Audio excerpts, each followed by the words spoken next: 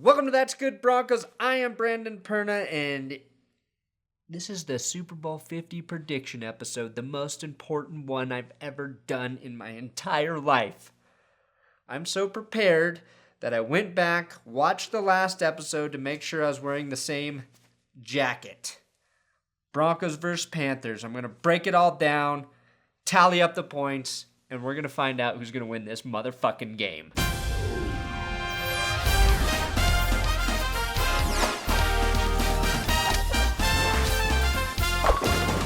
For the first time all season, there will be no point awarded for home field advantage, obviously.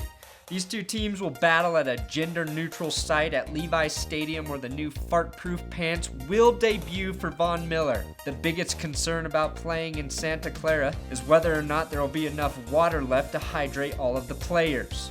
Gary Kubiak versus Riverboat Ron Rivera. I've rarely given Gary Kubiak the coaching edge this season due to the struggles this Broncos offense has faced throughout the course of the year.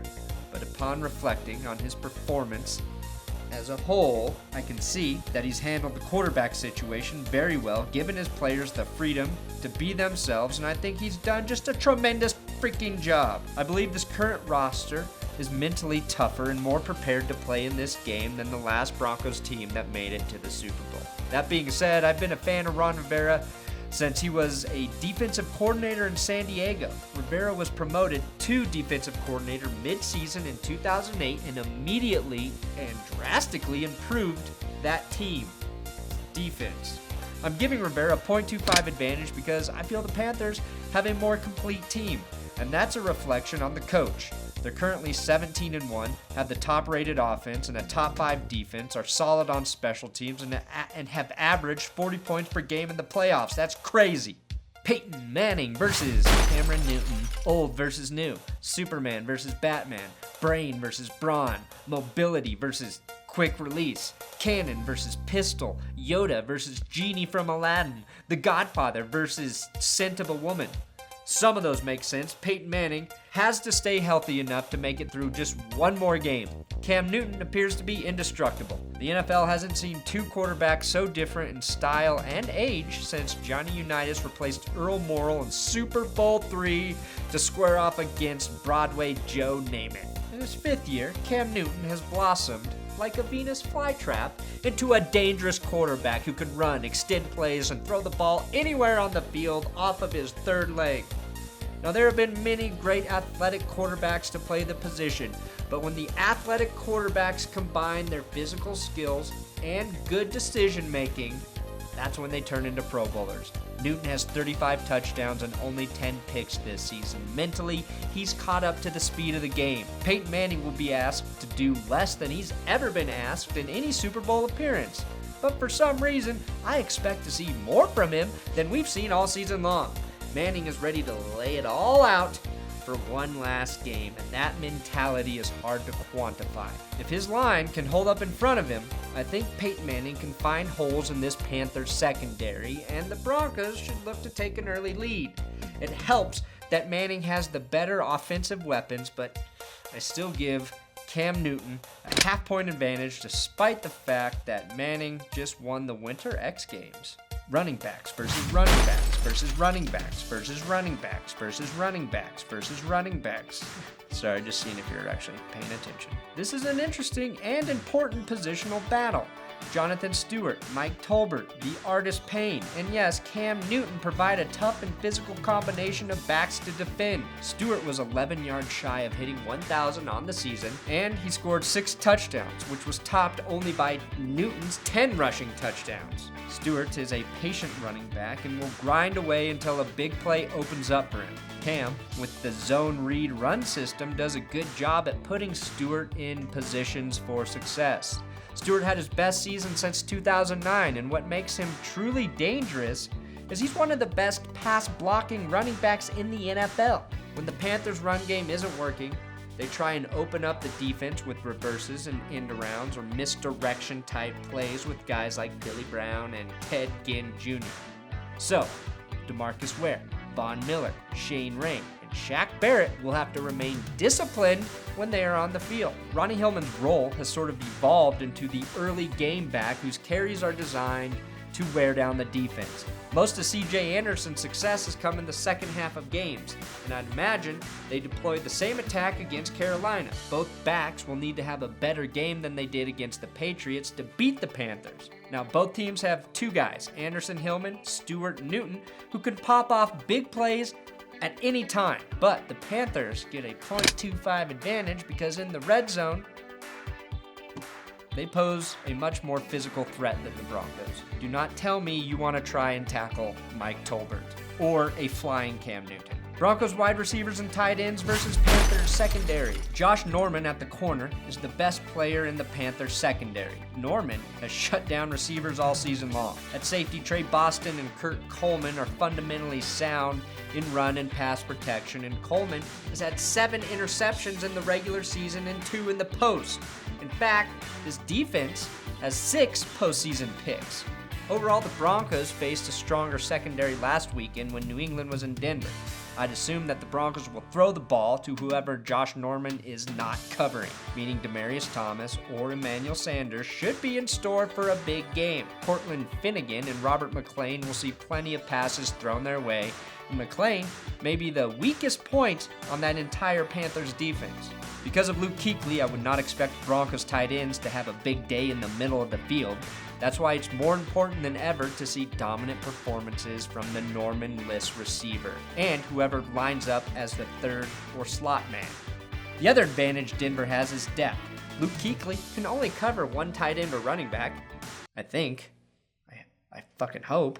And with Vernon Davis, Owen Daniels, and the underused Virgil Green, Denver has the options to find openings in the secondary. The Broncos get a small .25 advantage here. Broncos offensive line versus Panthers front seven. The Broncos offensive line had struggles opening running lanes against the Patriots and the Steelers. There was 109 total rush yards against Pittsburgh and 99 against New England. It's worth noting that Evan Mathis and Luis Vasquez have been limited in practice with ankle and knee injuries. Both should play, but expect to see Max Garcia in the game, keeping both guards fresh. Jared Allen will return despite recently fracturing his foot, which is not good news for the Broncos tackles. The Panthers front seven is the strength of their defense.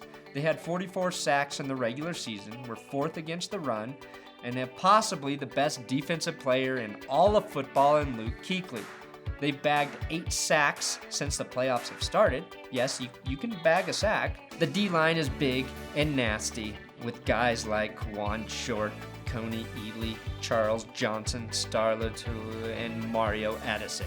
Thomas Davis and Shaq Thompson will fill out the Will and Sam linebacker spots. Davis is the heart of this Panthers defense and will be playing with a freshly repaired broken forearm. I believe he's got the NFL-approved Terminator arm with 12 screws and a metal plate holding it all together. Some are concerned about the injury, but clearly he just received an upgrade. This front seven gets a full fucking point. Panthers offensive line versus Broncos front seven. The Panthers O-line manned by blindside Michael Orr, Andrew Norwell, Ryan Khalil, Trey Turner, and Mike Remmers, who was on the Broncos roster for a while, will provide a much more formidable challenge than the Patriots' ragtag group of jerks. Von Miller and DeMarcus Ware will have to work harder to prove they are the most dominant edge rushers in the NFL, especially against Michael Orr, who literally is on fire right now. According to Pro Football Focus, Trey Turner and Andrew Norwell were ranked as the 6th and 7th best guards in the NFL, and center Ryan Khalil is also one of the best in the business. Watching that stout interior face off against Derek Wolfe, Malik Jackson, and Sylvester Williams is going to be where the tone is set for the game. Wolfe and Jackson have been having success all season long. And even against a formidable opponent like Carolina's man beasts, I like their ability to disrupt. If given a little time by the secondary, there isn't an offensive line in the league that can contain all of the weapons the Broncos have up front, especially with Trevathan slam-jamming runners and Brandon Marshall covering tight ends and backs or whoever he wants to cover. I'll give Denver a half point up front because of their performance last week, and because I think now that DeMarcus Ware is fully healthy, these guys are the best I've ever seen in the orange and blue. Panthers wide receivers and tight ends versus Broncos secondary. The Denver secondary received a lesson in covering an elite tight end when they played New England. Nobody on planet Earth is as good as Rob Gronkowski right now at that position, but Greg Olson is pretty damn close. In fact, Olson finished the season with a higher grade in the receiving category than Gronkowski. Olson will get his catches, but this secondary must tackle him immediately.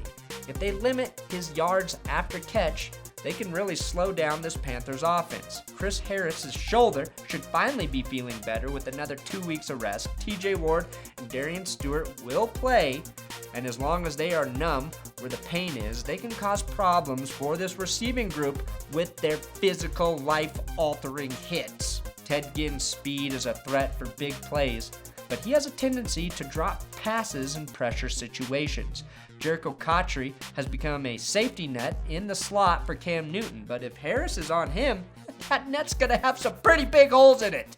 Philly/Corey Brown shouldn't be ignored, and the rookie Devin Funches has a way of getting open in the red zone. But this secondary is great, and I give the Broncos a full point advantage. Special teams versus special teams. Panthers kicker Graham Gano is 3 for 3 this postseason and had a very good year connecting on 30 of 36, while also showing great sportsmanship. Brandon McManus has been on fire this postseason, kicking the gooch from anywhere with gusty winds swirling around him. Ted Ginn is dangerous as a punt returner, but Denver's coverage units are as good as it gets. We've seen both Kayvon Webster and Cody Latimer really excel here. Special teams is a wash, but I'd say one team will make a game-changing type play in this department. It's up for grabs. Broncos, go get it. The Panthers do have a small advantage in the final point score with a 2-point to 1.75 lead. Both teams are great, and there's no arguing that the Panthers clearly have the better offense heading into the game. The question remains, is this Denver defense going to finish the season as a legendary group that lives forever after they shut down the Panthers offense? Legendary. All football fans should be excited that for the second year in a row, the two best teams in the NFL will meet in the Super Bowl. The points say the Panthers, but for whatever reason, I feel good about the chances for the Denver Broncos. Great defenses provide favorable odds for victory. The Ravens in 2001, the Buccaneers in 2003, the Patriots in 2002, Giants in 2008, the Seahawks in 2014 all had elite defenses that stopped high-scoring, murderous offenses. The Broncos defense can do the same, especially if the offense takes care of the football for them.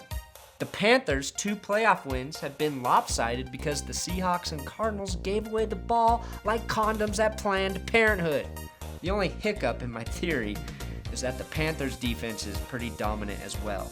Carolina had a middle-of-the-road defense. I'd feel much better about this game. To me, the edge the Broncos have is that they've won close games all season long. There's never been a moment that's too tough or too big for them. If the defense keeps this game close, I like Denver's chances, and that's why I'm predicting a 24-21 Denver Broncos Super Bowl 50 victory. Lombardi, it's time to come back to Denver. Thanks for watching the final prediction episode of That's Good Broncos. It's been a crazy, amazing season. We're one win away from tasting that ever so sweet victory juice. Denver Broncos, get us that win so we can squeeze that juice all over our faces and claim you as our own, as kings of the fucking world. Give me a follow on Twitter at Brandon Perna, and make sure you follow me this week because I'm going to be at the Super Bowl covering the game. That's right. Vic Lombardi, who also has a YouTube channel, Vic Lombardi, go subscribe to it, is getting me access to go cover the Broncos with him. It's a dream come true, and I'm just going to try not to fuck it up.